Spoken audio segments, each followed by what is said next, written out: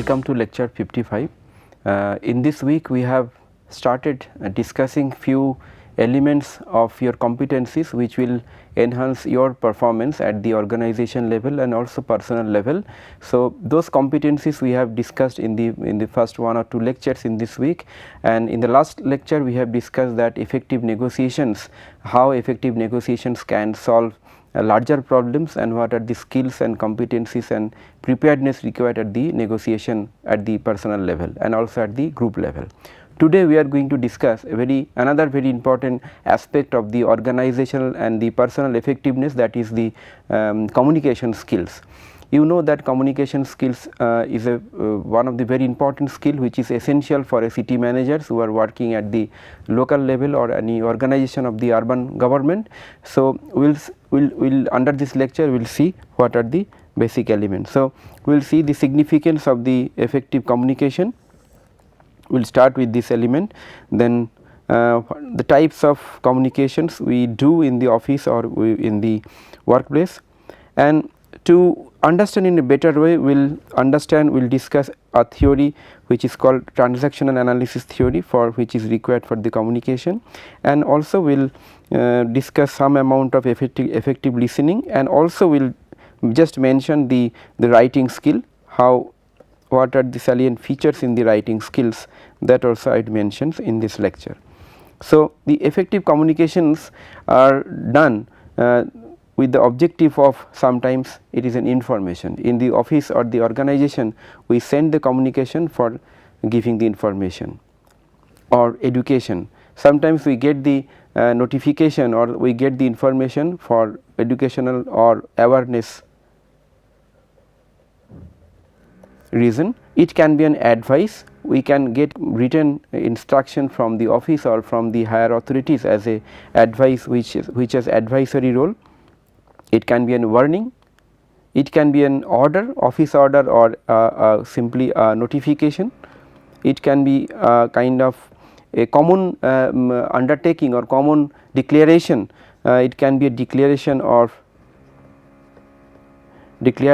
announcement which could raise morale of the people. It can be a suggestion which we do person to person or to between the groups, or it can be a motivation again, and it can be persuasion. Sometimes we do communicate for to persuade some projects, to persuade some approval in the office and so on. And there are various types of communication. The first communication is the verbal, the way I am trying to reach you through only the verbal communication, and it is the education and the awareness which is the basic objective of this NPTEL course. So, here basic communication mode is verbal, and also there are written communication which in terms of the course material and everything I will be giving. So, in actual practice also in your office or in your workplace you have verbal and also non-verbal communication which is expressed through our gesture, posture or the body language, and other than that there could be written communication in terms of the letters, in terms of the notification, declaration, in terms of the rules, regulation, order, office order, etc. And apart from that there could be electronic mode of communication in terms of the email communication, online sharing, all types of communications are there. So, usually in official purpose we use written communication as a authentic communication mode, and nowadays the electronic communication like emails also we depend on electronic communication, because written communication mostly dependent on the paper mode or the hard copy mode. We usually discourage the hard copy mode of written communication. So, we depend on the electronic communication when we do some written communication, and verbal and non-verbal communication are most important, which helps us in day to day working of office. So, in this verbal and non-verbal communication we will see that in this communication what are the internal causes causes and the factors which makes a communication successful or not successful. So, this is very important. So, I would like to share one theory which is called transactional analysis theory. In short, it is called as a TA theory. It is given by one scholar called Eric Berne. So, I will discuss some aspect of this theory, so that you understand that how a communication takes place and what is the basis of that communication on which the communication becomes successful and not successful. So, as per this theory, it says that every individual personality having some ego states, from which ego state they transact or they try to speak or try to express their ideas, and those exchanges are called transactions. So, transactions are basically exchange of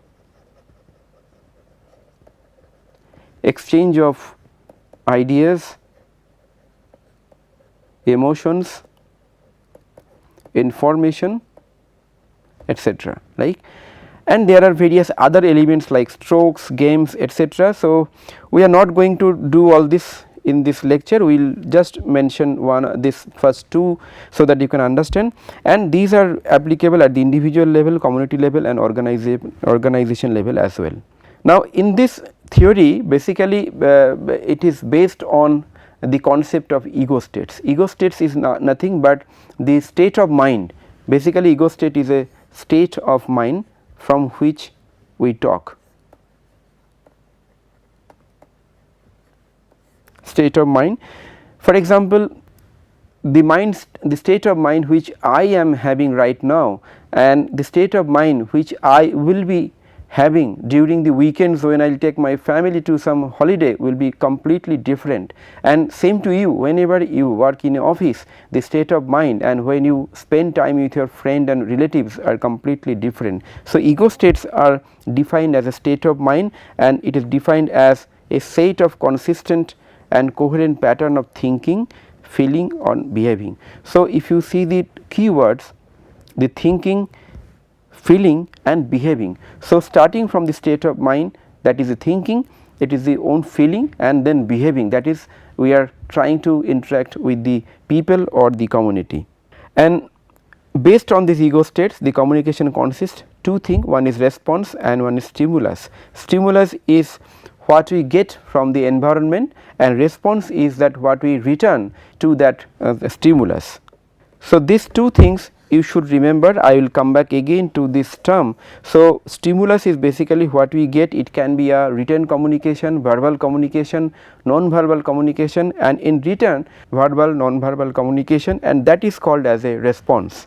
And as per this theory, they are dividing the ego states into three complete different ego states, and they are calling it parent, adult and child. It is very interesting to know that these are the three different ego states they are identifying. Now, let me tell you one by one that what is the difference between three ego states. Now, the parent ego states are defined to have the belief system which we have from the very childhood, the cares which we learn from our parents, the controls which we follow or we learn from our parents or the parental figures, judgment or taking judgment and the opinion on any subject, any phenomenon, any events, prejudices which we inherit or we develop during the course of our life, and value system which we learn from our parents. That is why it is called parent. So, the thinking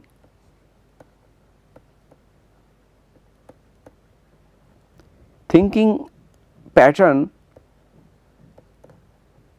which we get from basically parental figure. So, here the parental figures means mostly the father and mother, and at the age of by 15 we develop all these elements like cares, beliefs, controls, values, judgment, prejudices, and apart from the parents we also learn many things from our grandparents because they are also parental figure. In some cases, if you are brought up in some other situation like say orphan home or some residential school, you learn many things from your teachers or the guardians. So, these are also parental figures. So, whatever we learn and we follow in our life in terms of the cares, beliefs, controls, etc., those are termed to be as parent. Second is that, and also orders. Second is that when we try to understand or seek data or information or assess to we try to think something, analyze something, or we take a decision based on some fact. So, those are termed as the adult ego status. So, adult ego status is basically all related to information, data, analysis and the reality of the world. It does not include the elements like care, beliefs, emotions, order, prejudices, value system, because those are thinking sets which we inherit from the parents. But adult is the kind of, like for example, I may try to get the data about today's weather, I may try to get the weather about the data about the information about some traffic and transportation or some journey or some particular course. So, when I seek data, when I try to analyze data to take some decisions, those qualities or those actions are included in the ego states, which is defined as adult. Now, I do not know what is the reason for giving this type of names, but the names are interesting and it is distinctly different ego states and the thinking and the mind state. So, after parent and adult, the third is the child ego states. The child ego states consist the feelings about anything, internal feelings. Second is the creative aspect of our mind, then intuitive, the very intuitive aspect of our mind by which we try to explore new thing and try to innovate new thing. So, these feelings, creation, innovation and intuition, these are aspect of the child ego status, and if you see very carefully the parent ego status, adult ego status and child ego status. In the child ego status, these are basically emotional aspects which is included in the child ego status. So, to summarize, the parent ego status will have all the learnings in terms of the controls, cares, judgment, the orders, everything, prejudices from the parent. Adult ego status is basically informative and photographic. It tries to analyze everything and try to understand, learn everything from the reality, and child ego status is basically expression of our own emotions, expressions of our creation and the intuitions. These are distinctly different from the adult and the parent ego status. Now, in communication, in official and our social communication, these are manifested either verbal, non-verbal or any other kind of communication skills. So, those are like it is manifested in, it can be manifested in vocabulary, that is verbal communication, it can be manifested in type of voice or tone, it can be manifested through typical gesture, posture or facial expression. So, I will just show you that under each ego status what kind of vocabulary, tone or gesture, posture, facial expressions are involved. Just have a look of all those. So, I start with the parent ego status. These are some of the vocabulary, you can have a quick reading. So, if you follow the words are will tell you that these are controlling in nature or caring in nature. You can see one sentence also as an example, and these are some of the words which we speak when we speak from the parent ego status. The tone could be complying with the vocabulary, it could be loud, harsh, it could be punishing, sympathetic, all this kind of tone will be there. Similarly, the gestures could be like pointed fingers, shaking head, so many gestures, postures are involved in the parent ego status. Similarly, the facial expressions are also there, these are facial expression. I could not get the actual facial expression or the graphical representation, but I think you could understand from this, or in later also you can try to see some graphical representation. Similarly, for the child ego status, the vocabularies will be like, these are the vocabulary, wow, give me, you will just see the words. So, if you see the words, basically child ego status is all about the human emotions, and when you see the human emotions, these are basically, it can be emotions of the sad or being angry or being joyful like glad or scared, that is fearful. In the tone, it could be different type of tone, distinctly different from the parent ego status, which will express the emotions. It can be sad emotions or joyful emotions, but the tone and the vocabulary will be distinctly different.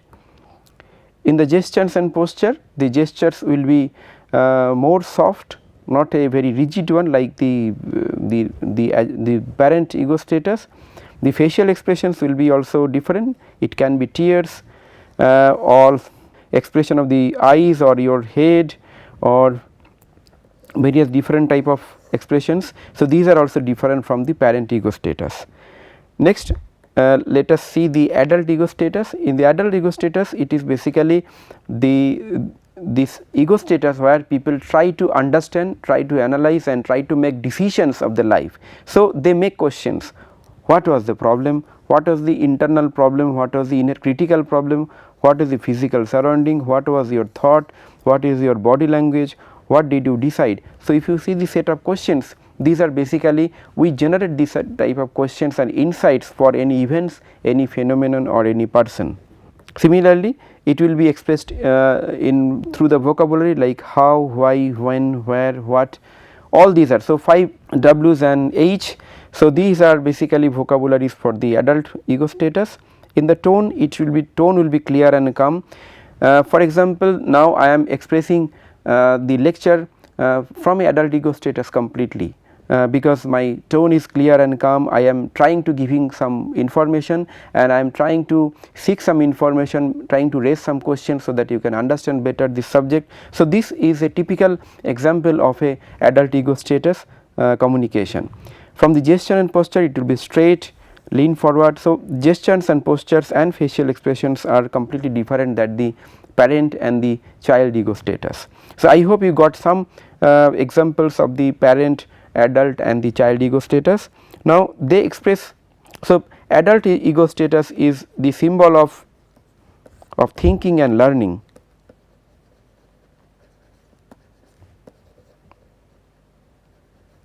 So, that is how we think and learn in our life and in our organization also. Now, to summarize, this is the 3 ego status told together, and these 3 ego status are expressed together to represent one person's mental ego state. So, if we, and they have also distributed or divided each ego status into different subsets, like parent ego status are called as controlling,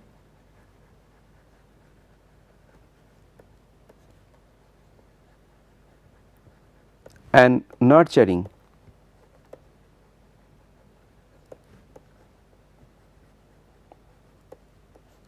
Right. Similarly, the child ego status is also divided into AC, which is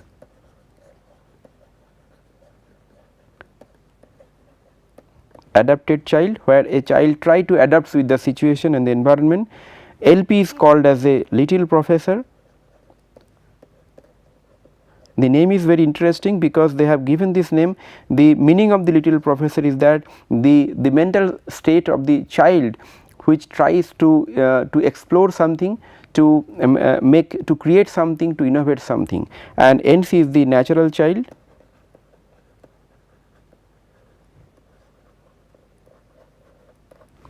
And in the adult they have photographic adult,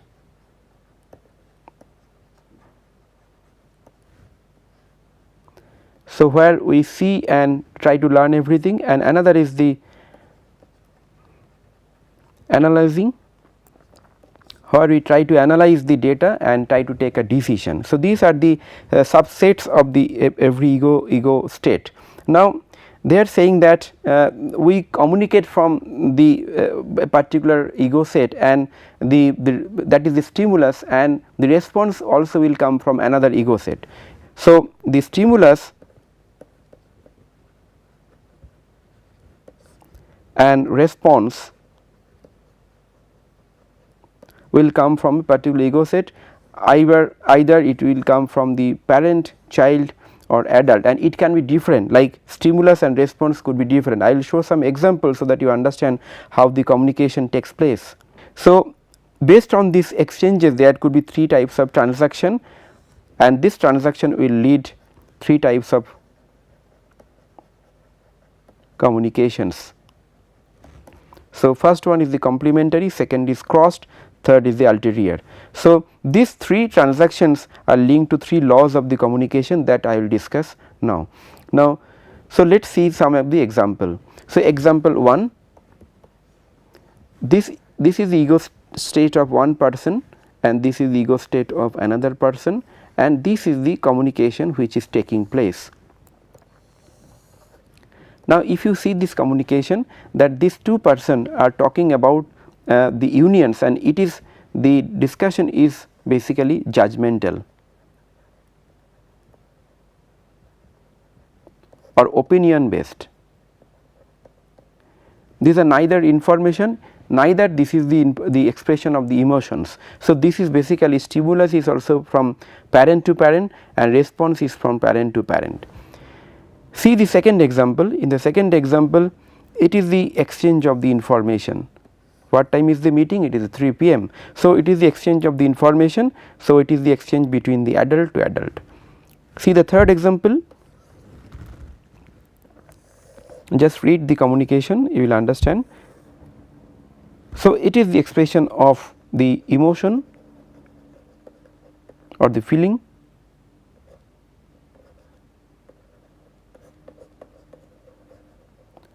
and I told that emotion and feeling is basically child ego status. So, stimulus and response both are from child's ego status, and this type of ego, the transaction or exchanges where the same ego states are involved, that is generating the complementary transaction. And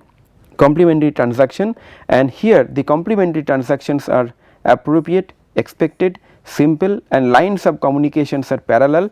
So, that is why this is called complementary transaction. If you see the diagrams, the transactions are parallel, nowhere it is crossed or crossing each other. That is why it is the communication law 1 which is termed as complementary transaction, and this transaction will continue. Second, if you see this different examples, okay, see this example. Here the transaction is between parent and child. See the stimulus. So, this question is basically this one, a response is this one. So, stimulus is from child to parent, a child expresses her inability or to do the work, and response is that is a caring. Do not worry, I will help you out like last time. So, it is a caring, and caring means it is basically nurturing parent, in short it is NP. So, therefore, here also the same ego status is involved for the stimulus and response. So, therefore, it is a complementary transaction. Same with the this example, just have a look, right. So, here the stimulus is from the parent to child and response is from child to parent. So, here also this will be complementary. So, this complementary transaction gives the birth of communication law 1. I just read out the law. When the lines of the transactions are parallel, they are complementary, the communication is open and likely to continue, and this type of communication generates birth of the friendly situation,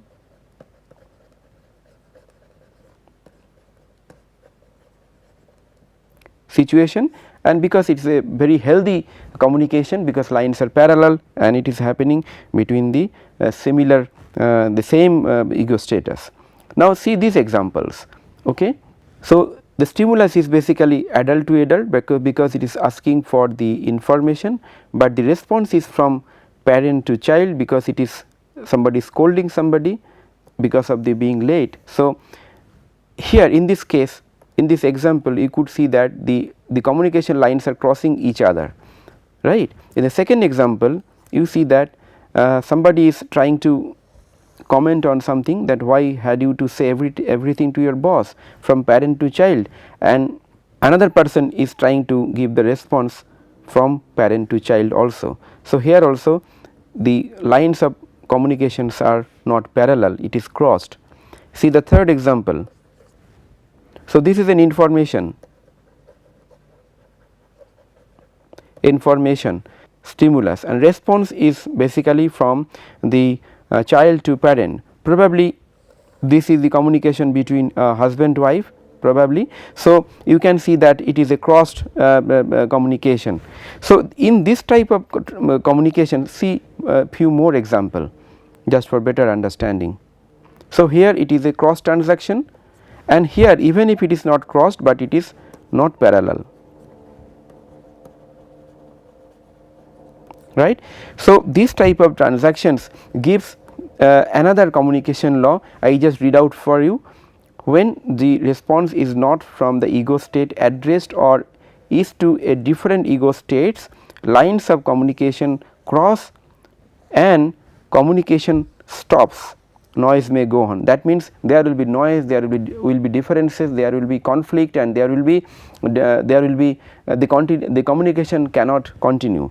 So, our objective is to convert the cross communication to a parallel communication. That means from the cross transaction to the complementary transaction. So, that is why I have written the can we change them to parallel. So, give alternate responses to each. So, in your own time you can try to make to convert the cross transaction or cross communication to parallel communication.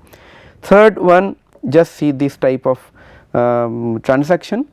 So, here in this example 1, you can see that somebody is asking somebody which seems to be a information, but whatever they are representing or telling, they have a hidden meaning. The hidden meaning is a transaction between child to child. So, hidden transaction is written in green color, so that you can understand, and the response is coming from the same child ego status, which is not expressed, which is hidden, which is untold. So, here more than two ego states are involved, one is expressed, one is unexpressed. Similarly, you can see the second example, this is the expressed communication and this is the understood communication or hidden, right. So, here also you can see that two sets of communications are there, one is expressed, one is not expressed. So, this type of communications where you say something, but you mean something which is you are not telling, but which is, and the other person also understanding that hidden meaning, and they are responding to the expression, and they are responding in such a way, so that they are responding whatever I have said, and they are responding without telling the answer, they are meaning that okay, some response is there. So, both kind of expressed and unexpressed, both kind of communications are there, and this is called ulterior transaction. So, ulterior transaction basically is the outcome of two ego states. It can be parallel or crossed, both can be there, but the effectiveness or the utility depends on the hidden and psychological transaction. It can be bad, it can be good. In a team, when people work in a team and they use ulterior transaction for better benefit, but in some cases ulterior transaction also could be bad. So, use ulterior transaction judiciously whenever it is required, but definitely cross transactions are not expected in official situation or in organization and also in the personal front. So, having said that, I would like to say that in verbal and the non-verbal communication, here I could show only the verbal communication part, because non-verbal communication part was not possible to show. But so, out of the communication law 1, 2, 3, definitely the complementary transaction and the ulterior transaction which we should use judiciously, whereas the cross transaction should be discouraged. Now, I would like to mention some amount of significance of the listening skill. Now, whatever we speak, whatever we communicate, written or the verbal, it depends on the our understanding of the situation, understanding of the stimulus, and based on the understanding, the quality of the response depends. That is why effective listening is very much important. If you do not listen anything carefully, you cannot respond. So, what are the effective listening tips, or what are the effective listening skills which required to be considered or kept in your mind? So, just I am reading out: face the speaker and maintain eye contact. So, eye contact is very important in a listening. Be attentive but relaxed, do not be anxious to hear them, or do not start thinking about something, or do not try to think about the response or the answer of the questions or the what you are listening. So, just listen, keep an open mind to, it can be a criticism at times, maybe the other person is criticizing you, but be an open mind and let him complete whatever he wants to say. So, being an open mind, try to listen the whole thing, listen to the words and try to picture what the speaker is saying, and at the same time what the speaker is trying to say. So, both are important to understand.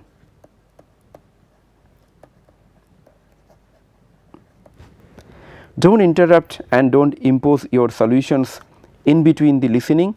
Wait for the speakers to pause and ask clarifying questions. Ask questions only to ensure understanding. If you do not understand anything, you can stop definitely and then ask the question for the better clarification. Otherwise, it is not desired to stop any conversation. Try to feel what the speaker is feeling. So, it is important that the speaker is expressing something from his own feeling. Just now we have talked about the ego status, maybe he is expressing some the incidents of the accident, but he is expressing his feelings of sadness. So, your expression and you have to try to the feeling of the other person. So, in that method you can achieve the effective communication and effective listening. Then give the speaker regular feedback about whatever you have listened, and pay attention to what isn't said, to the non-verbal cues, and as I have told that what is not spelled out, what is not told, that is also important to understand in every situation. So, please try to improve your listening skill, and if you try to improve your listening skill, you can also improve the communication skill. Lastly, I would like to give some more points that in official situation in your organization, often we make the written communication from making letters, making orders, notification, etc. So, what are the salient points which you should keep in your mind for the written communication skills that I would like to mention? First is that your writing content will be precise and to the point expressions. So, less is more. You should avoid jargon, use simple and direct words, and you write once and check twice, so that your whatever you write is errorless or minimum errors. Pay special attention to the names, titles and genders. The reason is that people are sensitive about the names, titles and gender. So, if you make mistakes in making such names, titles and genders, you will invite the trouble for you. Save templates. Sometimes we make multiple letters, multiple written documents. So, for that we can make a standard templates, and as and when required we can use that template for the future generation of the written communication. Be professional, not necessarily formal. Remember the 5 W's, that is the why, where, when, etc., and also H, how. Call to action. Your written communication skill should end up in actions. The actions could be from your side, actions could be from the other side, where you are writing a letter or the notification, that what exactly you are seeking to from this written communication. Then do not give too many choices if you write written communication like letter, do not bring too many issues, too many expectation or too many subject in one letter. One letter should contain ideally one subject or one action which is required from the other side. What's in it for your reader. So, apart from the letters, we sometimes make notifications, reports, etc., where there could be several ideas, several content, several subjects. So, what exactly you are bringing in for your readers? Like for example, in this course we are also going to give some written communication for you. We are going to give the lecture notes, so that you get little more ideas, more examples, more reference readings, etc. Similarly, when you make written communication with your subordinates or with your superiors or with other organization, do not forget to give additional references, additional informations, maybe in terms of annexures, appendix, etc., but your main communication should be precise, so that it can reach to the target and with a specific request of action. Those kind of written communication is required. So, please see the written communications which is there in your office and try to differentiate that good communication and bad communication, not so good communication, based on these criteria, right. So, with this we would like to summarize today's discussion. Today we discussed about the communication skills, which is very important in day to day work in our organization, and we told you that the communication can be verbal, non-verbal, written and electronic communication. Usually we use written and electronic communication for the official purpose, when we need a record for the transaction or the communication, and the verbal and non-verbal communication is required to work in a team as a day to day basis. And then we tried to give idea of the theory of the transactional analysis, which is given by Eric Berne, and this idea is the backbone or the basis of the transaction or the communication. We have learned 3 rules. The communication rule 1 is that we learned that when the communication is made from the same ego status and the communications lines are parallel, then it will be termed as the complementary transactions. And before that we also discussed the ego status. We have 3 types of ego status: parent, adult and the child. And then we discussed that if the transaction or the communication lines are not parallel and crossed, this communication will not continue, it will bring conflict. So, this kind of communication is not desired in the organization and the personal level. Third, we have seen that ulterior transaction, where more than 2 sets of communications are happening together, one is expressed, one is unexpressed, and ulterior transactions can be used judiciously as and when required, but mostly the complementary transaction, where the parallel communications lines are there, which I showed in the discussion, which is required. Then we discussed the effectiveness and the significance of the listening skills. We discussed salient criteria and salient methods for good listening, and in the last we have discussed about the written communication in the day to day work in your office or otherwise also. The written communication is important. Your written communication should be precise, short, simple, without jargons and with all the information, and ideally one written communication where you are writing maybe your subordinate or maybe your superior, it should contain one subject, so that you can indicate some actions required after this written communication. Having said that, I would like to conclude today's lecture, and next lecture will be on the time management. That is very important. I will emphasize the basic structure of the time management, and for the city managers how the time management is important, that also I will discuss in the next lecture. So, thank you very much for the attending this lecture.